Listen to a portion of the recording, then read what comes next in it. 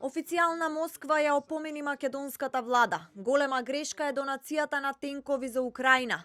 Оваа остра порака со предупредувачки тонови ја испрати портпаролката на Руското министерство за надворешни работи Захарова, докако што кажа северно-македонските власти и порача дека донацијата на тенкови од Македонија за Украина е верно подаништво кон НАТО алијансата. Северо-македонских властей имеется в виду.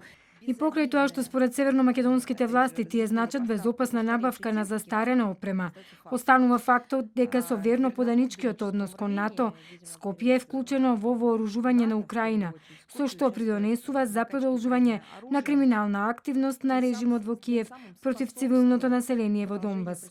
Луѓето кои исповедаат демократија, слобода и човекови права треба да знаат за тоа. Сето ова води кон дополнително влошување на ситуацијата. Сметаме дека ова е голема грешка на раководството на Северна Македонија. На пораката од Москва со заеднички став одговорија Македонското министерство за надворешни работи и Министерството за одбрана.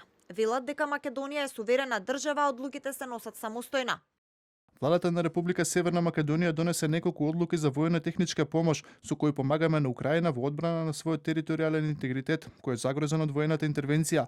Република Северна Македонија како членка на најмоćниот воено-политички сојуз, НАТО алијансата, одлучно стои за позицијата и решителноста на алијансата да биде гарант на мирот и безбедноста на своите земји членки и да ги штити вредностите, слободата и безбедноста на сегашните и идните генерации.